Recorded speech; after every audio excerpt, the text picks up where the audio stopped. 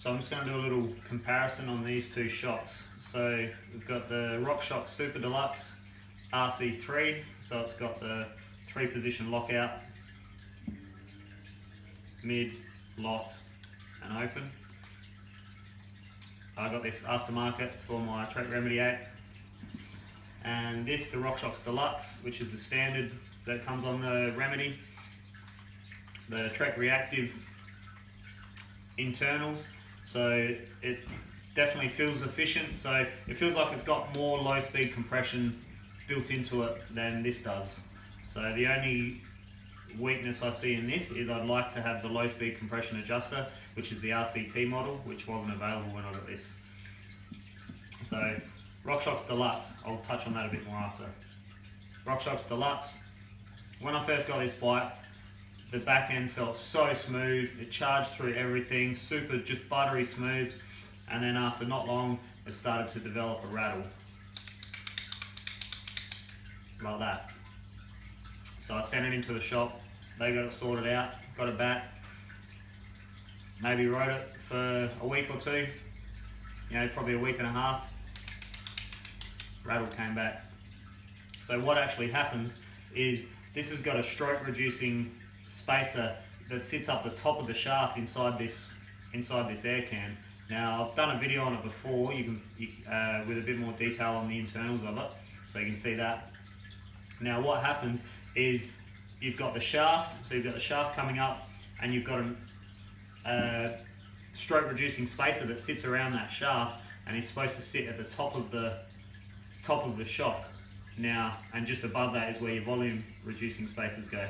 Now to hold that stroke reducing spacer up, it's got the reducing spacer itself, and it's got a metal washer at the bottom and a metal washer at the top, and then it's got an O-ring that sits underneath all of that that's supposed to sit it up tight and hold it at the top of that shaft. When you go through rough sections and whatnot, the gravity working against it and that violence of the shock going up and down really fast, and the bike going up and down really fast, loosens that O-ring, or puts pressure on that O-ring, and it loosens and it slides down the shaft and ends up creating this rattle. So the spacer and the two washers are free to rattle around and move around and whatnot in the shock, which creates a bit of a poor feeling at the feet, and then obviously the noise, so you can feel it and then you'll hear it and you know that it's gone. So this shock's been back 4 times, and I've damaged the demo shock, the shock out of the demo bike that I had when this was gone as well. Same problem with it coming loose.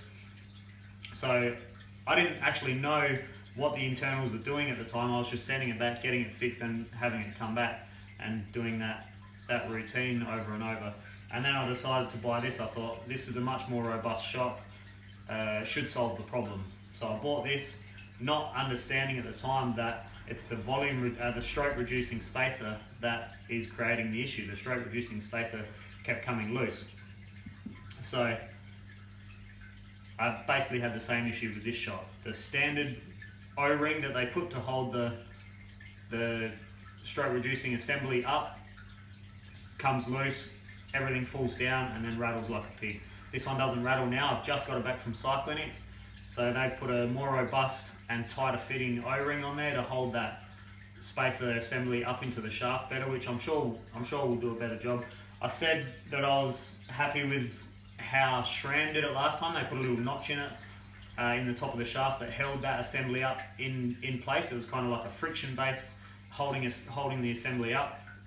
That came loose and wore the dimple on the shaft down really quickly and started rattling again. So I went back again and went back again. This one's been back to the shop 4 times as well. The 5th time it went back to Cyclinic. I sent it to Cyclinic and asked them to give it a full service and put a better O-ring in there. So they seem to think that this O-ring should do the trick. I haven't ridden on it yet. I've literally just gotten it back. So we'll see how that goes. So overall performance with this, excellent performance. I was running it at fairly low pressure. It comes standard with 2 spacers. I've run it with 3 spacers in it more recently, and it feels excellent. 145 psi with 3 spacers. Sits me right where I want to be on the sag on that bike. Going stiffer gives it a more robust feeling in the shock and a faster feeling bike, but it also puts the bike in a less optimal position for cornering and whatnot, and I don't feel like it charges hard in that 25% sag versus where I can at that 30% sag. That's just on the Remedy, and I always have it set in the low position as well. So weaknesses on this shock, literally just heat. The heat builds up, and I think it affects the damping, of course, and it affects the spring. The spring gets stiffer.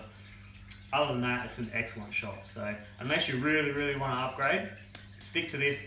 Get Cyclinic or SRAM or whoever you want to get to do it, but get someone to put a more robust O-ring in there if this is a shock you're running to hold that spacer assembly up, and also glue the two washers to the stroke reducing spacer in there as well. If you glue them together, you get much less rattling around, and when it does come loose, it's much more pleasant to deal with. So, but the fix for that is to glue all that together and get an O-ring that's a much tighter fit. So, like I said, performance on this is only really heat. It heats up and then it starts to fade a little bit. Super Deluxe. So I got this hoping that it was going to solve all my problems, but the spacer issue still existed, still coming loose and whatnot. But the performance on this straight out of the box, I put it on, set it up to a similar setup PSI wise as this. At the time I was only running 2 spacers in this, so I got this 2 spacers, 145 PSI, rebound nice and fast, and it felt way too wallowy. It felt like it was really missing that extra volume spacer. It needed a more progressive spring rate. So I put another volume spacer in, took it to 3 volume spacers, and it was much better. 145 PSI, super fast not super fast rebound, but almost as fast as this goes. I think I was maybe a click off of, I did a video of that setup as well, a click or 2 off of full as fast as this goes. And it just felt so smooth. It was smoother than this shock through the real rough stuff. I thought this was killer until I put this one on. The real choppy stuff, mowing into choppy stuff, if I ran a firmer spring rate, it was a little bit harsh, but very robust and very predictable, and I could slam it into everything, but it was a little bit harsh. Softening it up a little bit and running that extra spacer made it much more supple. There's a track that I was riding when I did the initial impressions of this shock at Moriata, and it's got a fair bit of choppy braking bump sections in it. And this shock versus this shock it's not night and day, but it's definitely much more confidence inspiring. So ploughing through that really rough, not so much big rough, but the braking bump type rough stuff, this just sits on. It's crazy how well this thing feels at the back end. So coming into that rough stuff, nice, and it feels like a soft spring rate, but it's not really blowing through the travel. Rarely ever bottom it out with 3.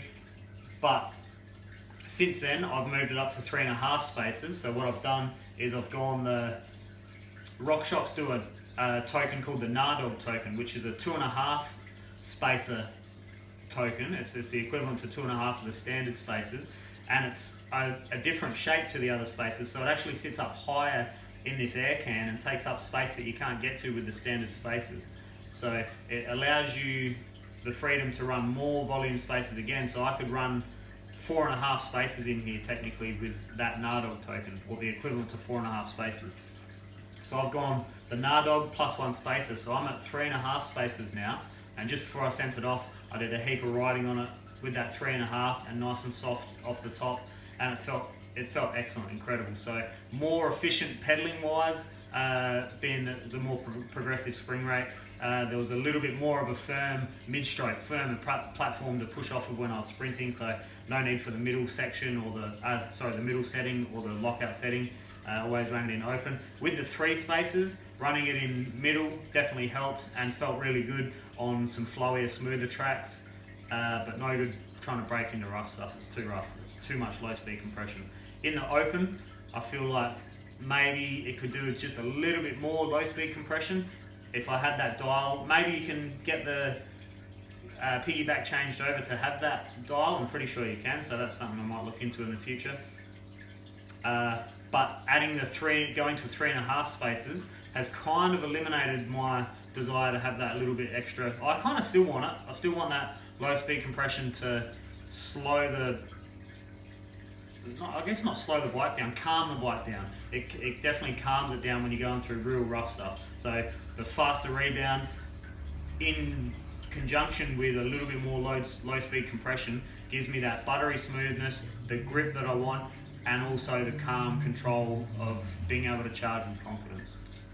So 3.5 spaces, or a Nardog spacer plus 1 spacer, feels like the sweet spot for me with this.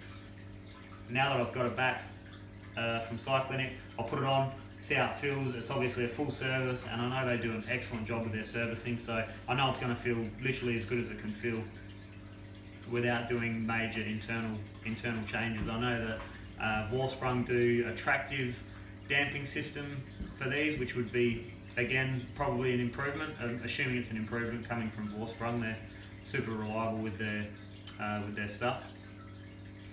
So overall, it's definitely an upgrade from this, but still get that same issue until you address the O-ring. Put a better O-ring. So the standard Rockshox service kit with that O-ring, it's not enough. The O-ring's not strong enough. It doesn't hold that spacer up. So if you're going to be charging hard on your Remedy or on your Slash, you're going to eventually run into this issue, and you're going to need to send it off somewhere where they can do that and give you a better, stronger O-ring for that. And once you've done that, I'm assuming it's going to be killer. I haven't tried it yet with the Cyclinic, but I'm assuming it's going to be really good.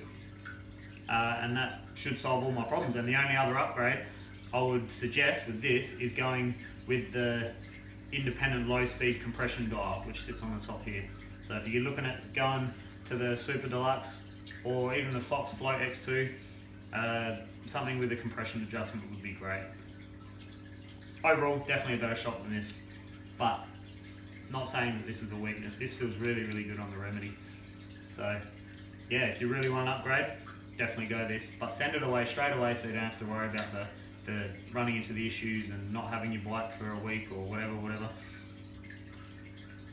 Either buy it direct from Cyclinic and get them to change it while it's there, or buy it from wherever you're going to buy it from and send it to them and get them to do that. So it's pretty much all I've got to say about these shocks. I'm going to put it on now and go for a ride. Cheers.